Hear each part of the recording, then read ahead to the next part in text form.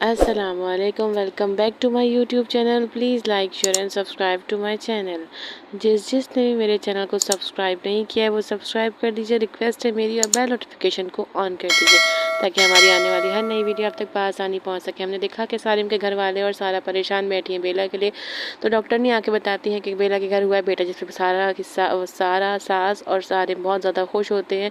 सारिम करता है सारा का शुक्रिया कि अगर तुमने बेला को बहुत अच्छे से संभाला, अगर तुम वहाँ नहीं होती तो पता नहीं क्या होता। तुम्हारा थैंक यू सो मच। सारा कहती है आपको मुबारक हो कि आप अब्बू बन गए। तो सब खुश हो रहे हैं बेला के बच्चे का सुन के। बेला के बच्चे का सुन के सारा को भी सास ने माफ़ कर दिया, वो भी सारा से गले मिल जाती है। ज़हीन के बॉस वापसी आ गया, वो कहते हैं कि तुम बहुत ईमानदार हो, तुमने अपनी जान की परवाह ना करते हुए इतने मासूम लोगों की जान बचाई। तुम्हारी भी फैमिली होगी, तुमने उनका एक बार भी नहीं सोचा। ऐसे ईमानदार इंसान की हमें बहुत ज़रूरत थी, और ये सब देखने के बाद मैं तुम्हारी प्रमोशन कर रहा हूँ, तुम्हारी सैलरी भी बढ़ा रहा हूँ, और उसके साथ साथ मैं तुम्हें एक चीज़ और देना चाहता हूँ। जब ज़हीन एकदम चौंक जाता है कि अभी भी कुछ बाकी है, तो वो बोलते हैं हाँ, मैं तुम्हें एक फर्निश्ड घर दे रहा हूँ।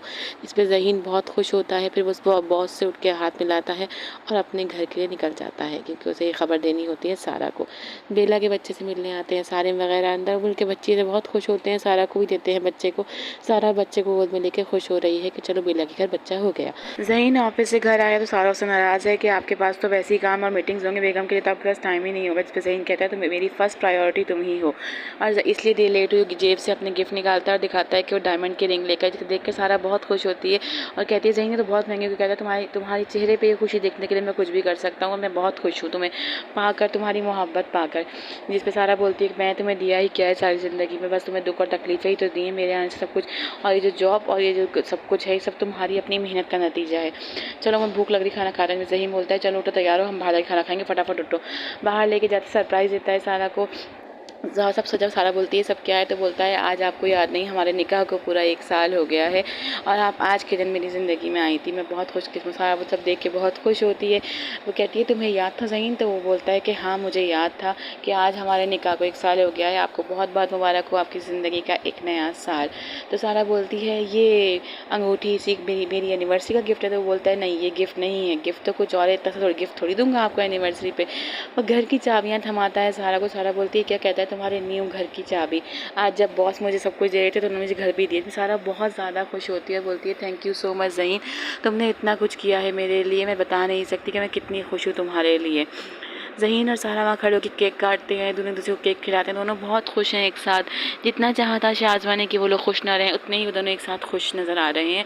दोनों दूसरे को केक खिलाते हैं। केक खिलाने के बाद सारा ज़हीन को बहुत प्यार से देख रही होती है। फिर दोनों वहाँ से निकल के जाते हैं तो सारा की नज़र पड़ती है कि उसके बाबा का अटेंडेंट वहाँ के साथ बैठा कुछ प्लानिंग कर रहा है। तो वो बोलती है कि ये यहाँ क्या कर रहा है, मैं जाकर इससे बात करती हूँ। गुस्से में आगे बढ़ी। ज़हीन बोलता है तुम जाओगी और तुम्हें बता देगा मैं यहाँ क्या क्या कर रहा हूँ, हमें बहुत एहतियात से काम लेनी होगी। सारा बोलती है तुम सारिम भाई को कॉल करो, उन्होंने रखवाया था ऐसे जॉब पर। तो पहले तस्वीरें खींचता है ज़हीन उन दोनों की साथ में। ज़हीन तस्वीरें खींचने के बाद कॉल करता है जाके सारिम को और पूछता है। सारिम बोलता है कि मैंने नहीं रखवाया, मैं उसे पर्सनली नहीं जानता, मंसूर ने मुझे 2-3 लोगों का बोला था, उसमें से रखा है। तो कहता है मेरा शक सही था, मंसूर भी इन लोगों के साथ मिला हुआ है, हमें इनके खिलाफ जल्द से जल्द कोई कड़ा कदम उठाना होगा, ये मसला ऐसे हल नहीं होगा। ज़ालिम बोलता है कि तुम कैसे कह सकते हो मंसूर के बारे में? कहता है मैंने काफ़ी बार उन लोगों की बातें सुनी हैं, मुझे पूरा यकीन है कि ये सब मिले हुए हैं, इन सबकी मिलकी साजिश है। जैसे ही वो बंदा घर पहुंचता है ये सब पीछे से पकड़ते हैं, बोलते हैं कि तुम कहाँ थे, जो कि शाज़मा सुन रही होती है खड़ी हुई पीछे चुपके से। तो वो बोलता है मैं कहीं नहीं गया था, मैं नहीं मिला बाहर साहब से। तो वो लोग उससे पुलिस स्टेशन ले गए हैं कि अब पुलिस ही इससे पूछेगी। जाते वक्त सारा कह जाते सही तुम फिक्र मत करना, तुम ख्याल रखना अपना, और एहसन साहब का मैं तुम्हें इतला करता हूँ। शाज़मा सब कुछ सुन शाज़मा भाग कर अपने कमरे में आती है। पहले तो देखती है कि सारा कहाँ गई है, फिर भाग के अपने कमरे में आती है। मुस्तकिल वहाज को कॉल कर रही है, वहाज को कॉल करती है, लेकिन वहाज किसी और लड़की के साथ चाइना भागने की प्लानिंग कर चुका है। वो साथ होता है, वो शाज़मा की कॉल नहीं उठा। शाज़मा बार बार उसे लगातार कॉल कर रही है। सारा बाबा के पास जाकर बोलती है बाबा आपको पता है कि आपका अटेंडेंस इस वक्त कहाँ होता है? तो बाबा आप बोलता है तुम यहाँ इस वक्त कैसे? तो वो बोलती है ऐसे, अब जब तक आप ठीक नहीं होंगी मैं आपके पास रहूँगी। ये देख के एहसन बहुत खुश होता है, अपनी बेटी को बहुत प्यार से देखता है, सर पे हाथ रखता है और प्यार भी करता है अपनी बेटी को। शाज़मा मुस्तकिल वहाज को कॉल कर रही है, लेकिन वहाज कॉल नहीं उठ रही। वो लड़की बोलती है कि उठा लो उस बेचारी की कॉल, कहीं ऐसा ना हो कि उसने हम दोनों को एक साथ देख लिया हो। तो वहाज बोलता है कि इस टाइम तो वो देख ही नहीं सकती, और इससे शादी करना तो मैं सोच भी नहीं सकता, क्योंकि जो अपने शौहर को स्लो पॉइजन दे सकती है कभी मुझे भी देकर मार सकती है, इसलिए भूल जाओ। शाज़मा की मुस्तकिल कॉल के बावजूद ही वहाज कॉल नहीं उठा। उस लड़की ने भी समझाया, लेकिन वहाज ने साफ मना कर दिया। दोनों घर पहुंचे, दोनों बेड पर लेट के बातें कर रहे हैं कि मतलब कुछ ही घंटे रह गए हमारे यहाँ से भागने में। शाज़मा तो पहचान भी नहीं पाएगी। नौकर को कॉल करती है, शाज़मा पूछती है कि वहाज कहाँ है? तो वो बोलता है वो घर में ऊपर लेटे हुए हैं।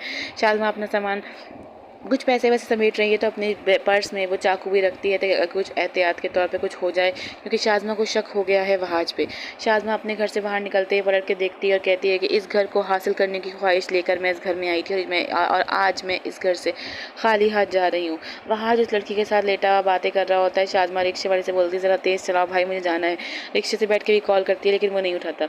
वहाँ पर वो अटेंडेंट बोलता है कि एहसन साहब को सब कुछ पता है, मैं तो सिर्फ वहाज और शाज़मा को पागल बना रहा था। पुलिस वाला बोलता है तू अब हमें पागल बना रहा है, तुझे क्या लगता है तू कुछ बोलेगा और हम मान लेंगे? ऐसा नहीं है, हम बिल्कुल भी नहीं मानेंगे। तू सब कुछ कर तो बताता है कि मैं सिर्फ 2 दिन गोली नहीं दी, मुझे पैसों की ज़रूरत थी, इसलिए 2 दिन के बाद मैंने गोलियां नहीं दी। आप लोग चाहें तो वहाँ चेक करवा सकते हैं, और ड्रॉर में गोलियां रखी हुई हैं मैंने, जिस पे ज़हीन फ़ौरन सारा को कॉल करता है। सारा से बोलता है कि आप गोली चेक करें। पहले सारा इधर उधर ढूंढती है, फिर सारा को वो बॉटल मिलती है जिसमें गोलियाँ, कहती है कि इसमें बिना नाम की गोलियाँ पड़ी हैं। तो वहाँ ज़हीन कहता है कि वही गोलियाँ हैं जिसकी हमें ज़रूरत थी, और हमें सुबह तक इंतज़ार करना हो, क्योंकि सुबह आएगी रिपोर्ट जिसके बाद पता चलेगा कि ऐसा क्या हुआ है क्या नहीं। बस ये ध्यान रखना शाज़मा घर से ना भाग पाए। शाज़मा वहाँ पहुँचती, नौकर से पूछती है, वो इशारा करता है कि ऊपर। शाज़मा पैसे देकर उसे घर से बाहर भेजती है और जाती है उसके कमरे में। जैसे ही कमरा खोलती है तो वो लड़की होती है, तो कहती है कि तुमने इस लड़की की वजह से मुझे धोखा दिया है, तुमसे तो मैं बाद में निपटूंगी। वहाँ पहले मैं इस लड़की से निपट लूँ जिसकी वजह से तुम मुझे इग्नोर कर रहे थे। मुझे शक तो तुम पे पहले ही हो गया था। वो उस लड़की को धक्का देती है, गैर की कोशिश करती है, वहाँ रुकने की कोशिश कर रहा होता है शाज़मा को, लेकिन शाज़मा नहीं रुकती। वहाँ जाके घसीटता है शाज़मा को और थप्पड़ देकर ज़ोरदार मारता है शाज़मा के मुँह पे कि तुम मेरी क्यों नहीं सुन रही हो, मेरी बात को सुनो। शाज़मा के थप्पड़ पड़ते ही शाज़मा एकदम बौखला जाती है, कहती है कि तुमने इस लड़की की खातिर मुझे थप्पड़ मारा है, तुमने मेरा सारा पैसा, बिना पैसा वापसी करो। जैसे वहाज बोलता है मैं तुम्हें वापसी नहीं करूँगा, तो वो कहती है मैं तुम्हें जान से मार दूंगी। वो लड़की हक्का बक्का होकर सब कुछ देख रही है। शाज़मा अपने पर्स से चाकू निकालती है और वहाज को मारने के लिए जैसे ही आती है कि मैं तुम्हें मार दूँ, मैंने तुम पे कितना प्यार किया, मैंने सब कुछ तुम पे निछावा कर दिया। वहाज कहता है कि ऐसी लड़की जो धोखेबाज से शादी नहीं की जाती है, तुमसे कभी भी शादी करने का मैंने सोचा भी नहीं, क्योंकि जो अपने शौहर को मार सकती है, इतने शरीफ इंसान को। जिस पे वो कहता है, बंदूक निकाल के ले आता है। वहाँ जो शाज़मा के हाथ में है चाकू, दोनों एक दूसरे पे ताने खड़े हैं। ये सब देख के वो लड़की वहाँ से भाग जाती है। शाज़मा कहती है मैं तुम्हें मार दूंगी। वहाँ तो कहता है इतनी हिम्मत तुम में कहाँ से आ गई कि तुम मुझे मारोगी। दोनों में हाथापाई हो रही होती है। शाज़मा का चाकू उठा के फेंक देता है दूर। वो बंदूक को लेकर दोनों हाथापाई कर रहे होते हैं। एकदम गोली चलती है। शाज़मा जैसी गोली देखती है तो वो वहाज के पेट में लग जाती है और वहाज उसी वक्त मौका वारदात पर मर जाता है। शाज़मा ये सब कुछ देख के पहले तो बहुत चीखें मार मार के रोती है, सहम जाती है, डर जाती है, वो कोने में जाके बैठती है। लेकिन फिर वो, क्योंकि उसके हो गए थे आसान खतरा, लेकिन अब वो थोड़ा होश में आई है। वो ये समझ गई है कि वो ये वहाज मर चुका है।